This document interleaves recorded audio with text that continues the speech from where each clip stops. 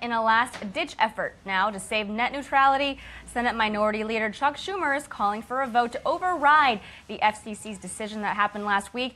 Now, successfully doing so would require a simple majority from the House and the Senate. The repeal of net neutrality could have significant and lasting impacts on businesses across a number of industries. And joining us now to look at those impacts is Ryan Rabac. He's the manager of digital marketing over at the American Sustainable Business Council. It's great to have you here, Ryan.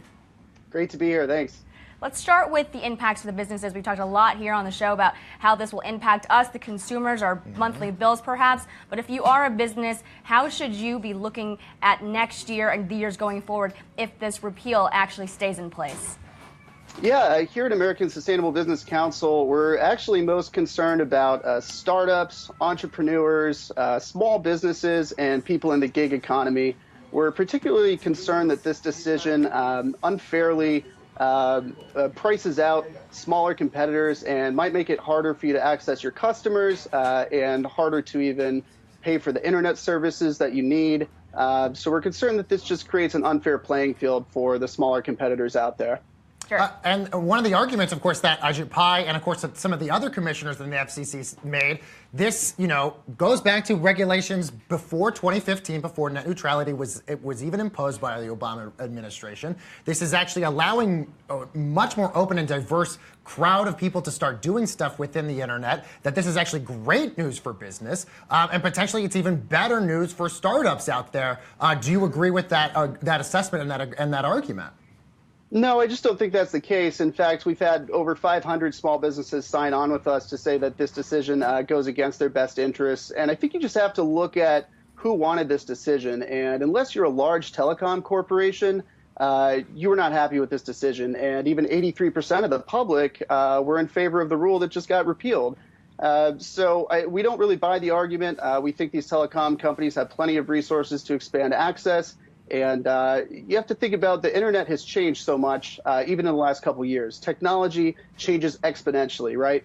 So even though these rules worked fine, they say, from the 80s until 2015, there's a lot of new ideas that these large companies have about how to restrict the content that you and I see and how to make all of us pay more to get our projects and products out there to businesses and customers. Now, large multinational corporations such as Netflix and Facebook have all come out against this decision. They've been really against this decision since the beginning. But if you're a smaller business, how should you be looking at what you should do in the next couple of years to prepare for this? Like, what are the specific steps that they should take into consideration right now?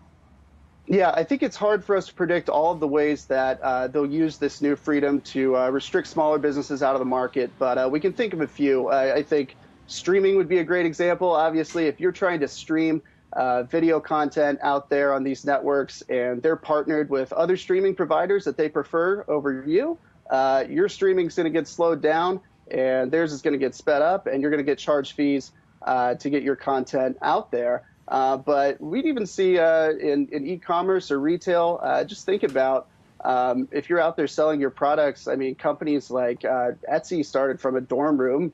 They think about that, for example. It's going to be harder to get out there and get noticed and grow as a business like everyone else wants to.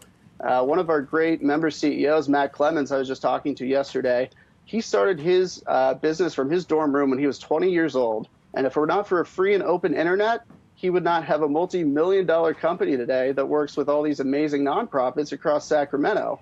So we just want a fair playing field for everyone. Now, of course, the argument that a lot of the companies that most likely would be very benefit from a lot of this, the Verizons, the Comcasts, the Time Warners of the world, they say, listen, and they've even put out statements saying we're going to be as transparent as we possibly can. That's what Ajit Pai had said that he wanted a lot of these telecom companies to do, and that we're not going to be stifling anything, and we're going to keep things. Basically, your internet is going to be the exact same now as it was yesterday, when before net neutrality was even repealed, and that this might even be great things for startups out there. So the fact of the matter is that this might be on the books for quite a while. What can businesses do now to prepare for what's basically already going to be happening now? Yeah, I think I don't buy the argument. Again, I think some of these changes we're not going to see today, but as we go a couple years down the road, certain things will start to slow down, certain fees will start to creep up, And more slowly, these big ISPs are going to start to choose what our businesses and what our customers have access to and start to use more of that control. There's nothing you could really do about it immediately, but I would urge businesses to not just resign to this new normal. We're seeing both Republicans and Democrats in Congress who are working on proposals right now to get a rule back in place. And we're also seeing some great battles coming up in the courts. The Attorney General of New York, along with 18 others, are preparing a case against this decision. So my advice to businesses, if you're concerned about this, would be join with us at the American Sustainable Business Council. We're going to be actively involved in this issue next year, and we actually have a lot of hope of getting this fixed.